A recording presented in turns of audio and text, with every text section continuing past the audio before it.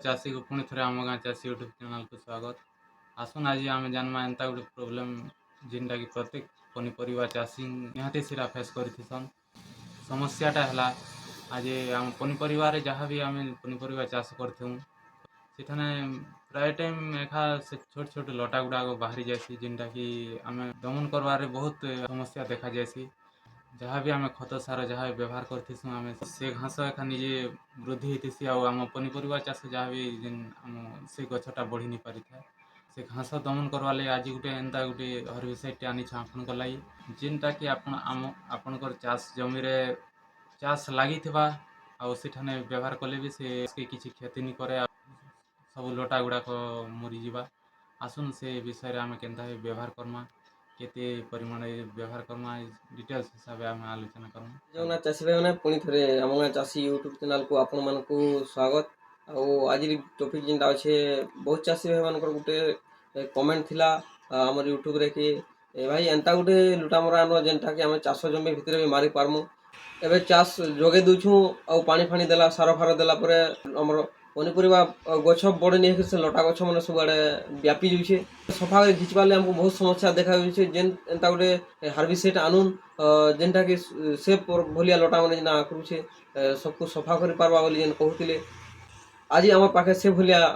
Herbicide आम पाई जाइछू जेनटा कि आपण मैंने आम स्क्रीन रे देखि पारथिबे टाड़का सुपर बोलिक जेनटा कि धानुका कंपानी गोटे आउ गोटे लटामरी जेनटा कि आम चाष भितर पनीपरिया चाष भितर आम दे पार्मा। आम आज ये सब विषय आलोचना करमा ये हार्बिसाइड काଣା यहाँ केते टाइम रे दिया हबा केनता कर तार काम करबा तार मारला पर आम लाभ काଣା पाइमा ये सब टॉपिक विषय आम ये सब आलोचना करमा। और फास्ट ला ये हार्बिसाइड काଣା देखुन टार्गा सुपर गोटे आमर धानुका कंपानी बेस्ट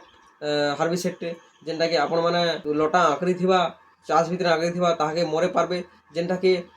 ये हार्बिसाइड एते तार क्वालिटी जेना कि सरू पतर पतला पतर रोचे से सब मरी पारबा और जेना चौड़ा पतर रोचे शाक पतर अंतरा से ये हार्बिसाइड नहीं मरी पारे जेना सरू पतर जेना देखुथिबा हमर सरू लटा बहुत हेसी हमर चाष भितर और से लटा गुडा सब मरी पारबा एवं चौड़ा लटा जे थिबा से नहीं मरी पारे। इटा केना मारमा ये हला हमर तार डोज हला पर लीटर 2 ml जदि अधिका बढ़िबा बेले पर लीटर आम 2.5 ml दे पारमा जेनटा कि आम यूज कला 7 दिन भीतर मैंने घास बा लटाटा लाल होकर सफा हो जार फल कि आपण मानकर जेन पनीपरिया चाष होचे जेन प्रकार खत सार जेन आम व्यवहार कर से आम पनीपरिया गछ नहीं पाइक आम जेन बाकी जेन घास गुड़ाक पाई जाता से सार के ऑटोमेटिक से गछ पाइक तार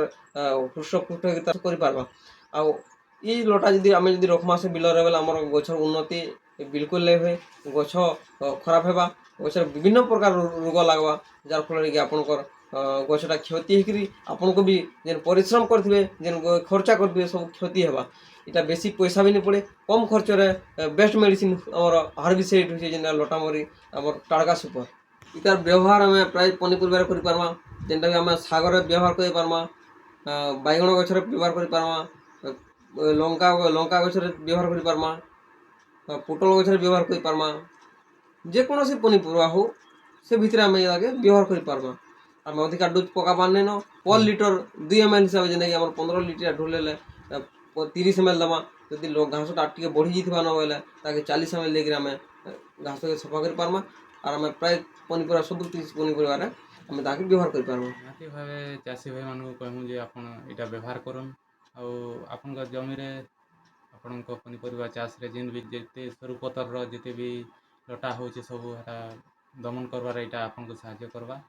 और निहाती भाव यहाँ व्यवहार करूँ एंता एखा सब वीडियो देखवा ले आम चैनल के सब्सक्राइब करूँ लाइक करूँ कमेंट माध्यम निहाती आपण मतामत जनाऊँ। धन्यवाद।